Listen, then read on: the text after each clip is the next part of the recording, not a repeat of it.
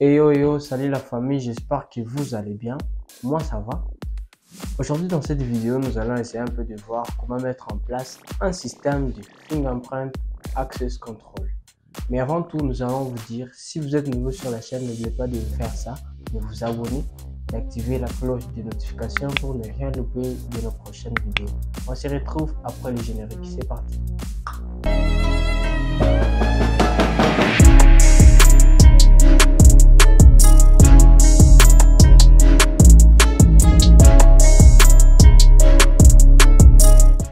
Et yo, comme l'introduction de la vidéo l'a dit, aujourd'hui dans cette vidéo, nous allons voir comment mettre en place un système de fingerprint access control. C'est quoi un système de fingerprint access control? C'est tout simplement un système qui permet aux utilisateurs, aux employés d'une entreprise de s'authentifier grâce à la fingerprint, soit par la carte RFID, soit par le mot de passe. Et ce système est plus utilisé dans plusieurs entreprises et il est primordial pour nous en tant que bidouilleurs ou bien ingénieurs de savoir comment l'utiliser. Alors, nous allons y aller étape par étape pour voir comment mettre en place ce système. La première étape va consister à l'explication d'abord de l'architecture. Et la deuxième étape va consister à la mise en place ou bien le câblage. Nous allons faire l'interconnexion de chaque device qui constitue le système. Et la troisième étape, nous allons passer au test de ce système. Alors, on passe à l'étape numéro 1 qui est l'architecture. C'est parti.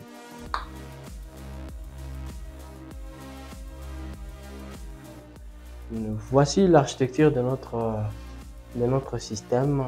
Notre système est composé de pas mal d'équipements que nous allons voir. Le device ici, c'est ça l'équipement central qui permet de commander tous les systèmes. Donc, vous voyez qu'il a différents broches. Et ces broches, nous allons le voir lorsque nous allons commencer à faire le câblage. Vous voyez que ce device est alimenté par un courant de 12 volts et différentes broches. Ça va laisser les commandes, ça va commander tous les systèmes. Ici, nous avons le power supply. Le power supply, ça va permettre à alimenter tous les systèmes avec un courant de 12 volts pour que le système soit alimenté. Alors, ici, nous avons l'électromagnétique lock. Cet électromagnétique lock, on place ça au-dessus de la porte pour fermer la porte. C'est ça le rôle de cet électromagnétique lock. Ici, nous avons le bouton d'urgence. Ce bouton d'urgence, ça permet de faire quoi? Lorsqu'il y a urgence, soit dans une entreprise, il y a l'incendie, ce bouton permet de laisser le système ouvert. Lorsque vous appuyez tout simplement, ici l'électromagnétique lock va s'ouvrir et la porte sera ouverte et les gens vont passer. Alors, vous allez savoir que avec ce device, parce que nous dans notre pratique, nous allons utiliser l'équipement Z4 Eco. Cet équipement, elle est placé devant la porte à l'extérieur. Alors, lorsque c'est à l'extérieur que nous plaçons ce système, ce device, quand l'utilisateur vient, ou bien l'employé de l'entreprise vient, il doit présenter soit il doit s'authentifier avec la fingerprint ou bien la carte RFID ou bien le mot de passe. C'est ces trois méthodes d'accès qu'il doit accéder avec sur ce device. Parce que ce device sera placé à l'extérieur. Maintenant, lorsque nous sommes à l'intérieur, nous aurons tout simplement accès à ces exit switch. Ce exit switch, ça va permettre de faire quoi? Lorsque nous sommes à l'intérieur, le device ici ne sera plus disponible à l'intérieur. C'est ce exit switch qui sera à l'extérieur. Là, nous allons à l'intérieur plutôt. Nous allons tout simplement appuyer et là, ça va envoyer la commande à ce device. Le device aussi va envoyer la commande à l'électromagnétique lock de se détacher là la porte va s'ouvrir. Alors, nous allons passer directement au câblage. Nous allons passer directement au câblage et aux différents branchements. Vous voyez que ici nous avons le contrôle et le power supply. Le power supply possède plusieurs broches. Nous allons utiliser que 5 broches. Les 5 broches que nous allons utiliser, nous allons le push, le GND, le DC, le NC, le GND aussi. Le push sera connecté aussi au NO de notre device. Commençons d'abord par l'alimentation de notre device, de notre équipement central. Nous allons d'abord connecter le 12 volts, les 12 volts sur le device, sur le Z4 Eco. Et là, nous allons placer aussi nous allons connecter le moins sur les devices et là directement notre équipement central va s'allumer lorsque nous allons connecter d'abord le 12 et les GND. Alors nous allons passer par l'interconnexion de ces locks.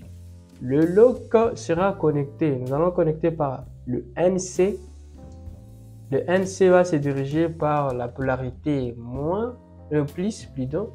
plus, et nous allons aussi brancher aussi le moins aux polarités moins, le GND, donc le ground. Et par la suite, nous allons connecter les push au port NO1, et vous voyez qu'ici il y a un nœud. Ce nœud c'est connecté sur les switch out, les exit switch.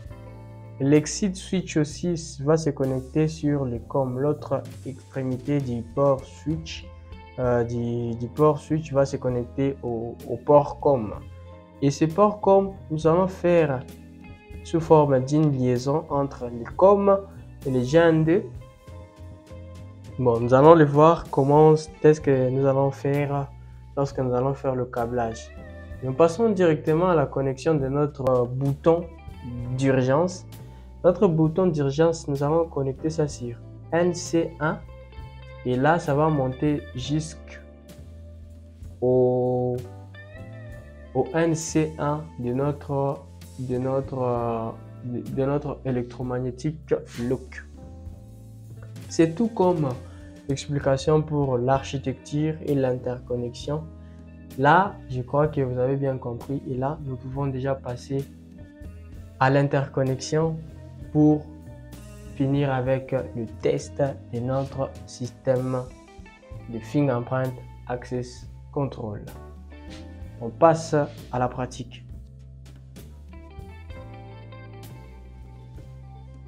Alors nous allons passer à la pratique directement.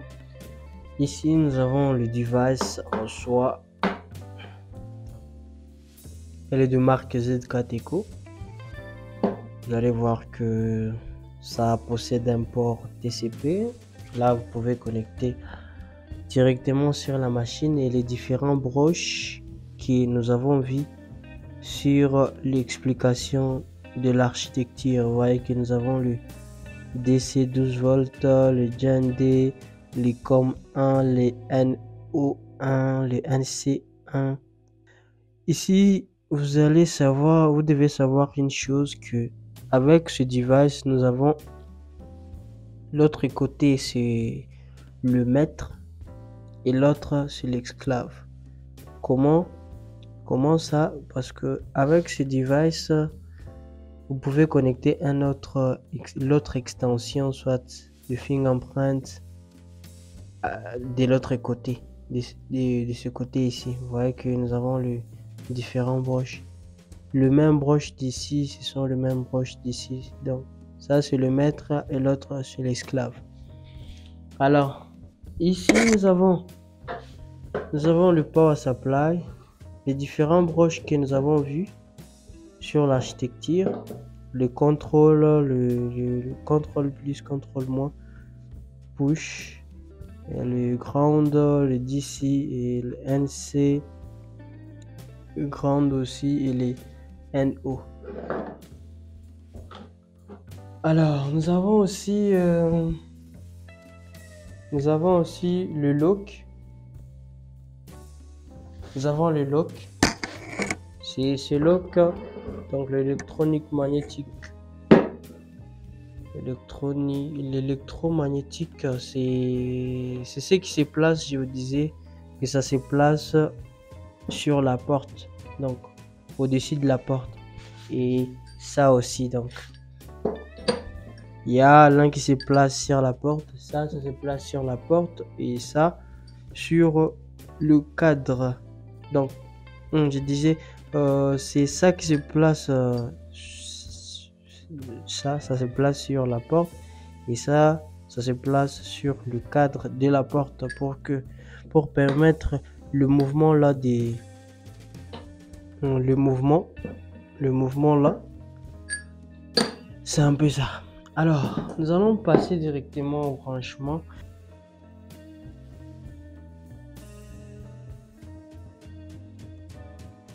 Ok, nous avons déjà fait le branchement. Nous allons vérifier maintenant, je vais vous montrer. Partant de l'interconnexion sur l'architecture, nous allons voir.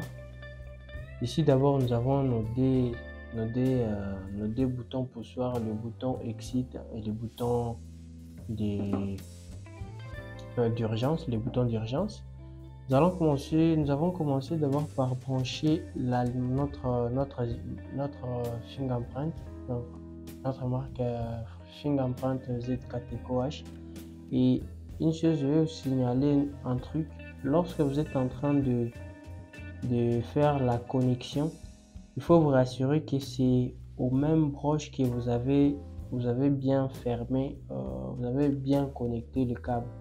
Il faut compter. Soit si vous voulez connecter sur le ground, il faut vous rassurer que vous avez compté le 1, 2 et ici aussi vous comptez 1, 2 et là vous branchez directement votre ground.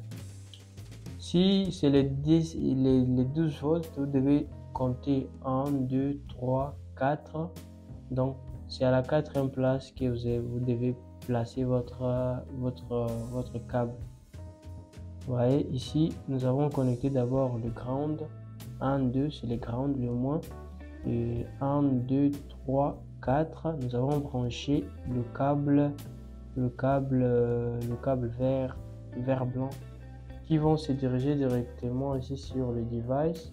Si on regarde bien sur le device, à la première place, nous avons les 12 volts. Donc, nous avons branché le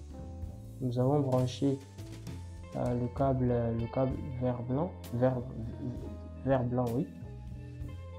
Et deuxième place, nous avons le ground. Nous avons branché le vert. Ouais.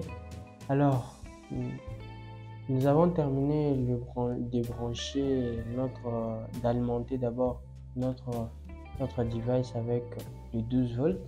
Alors, nous avons entamé la partie. Nous avons connecté maintenant notre lock. Notre lock est connecté ici sur le power supply. Si vous regardez bien l'architecture, c'est connecté sur le power supply.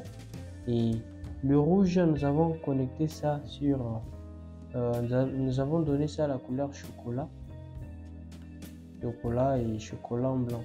Donc chocolat, c'est connecté sur le NC. Il faut vérifier bien l'architecture et vous devez vous rassurer que vous avez bien fait la connexion, s'il vous plaît, parce que vous risquez de tout brûler si vous connectez mal. Le rouge, c'est le NC. Et là, nous avons branché aussi le chocolat blanc sur le ground, donc le ground moins. Et là, la partie lock est terminée.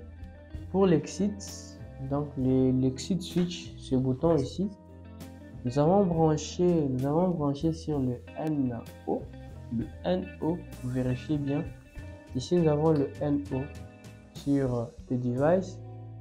Nous avons compté NO, c'est combien? 1, 2, 3, 4. NO1. NO1 se trouve à la 4e position. Nous avons compté 1, 2, 3, 4. Le NO est là. C'est là où nous avons connecté notre exit bouton. Et l'exit bouton a des directions. Comme vous avez vu sur l'architecture, il y a un nœud qui part directement sur push. Et ce push, le câble est là qui se dirige sur le push. Si on comptait à partir du push, donc à partir du NO, le push se trouve à la 6e place. 1, 2, 3, 4, 5, 6. Là, nous devons, si on comptait aussi, 1, 2, 3, 4, 5, 6. Nous avons le push qui est à la 6e place et c'est connecté ici sur le NC1. NO1 plutôt. On est ensemble.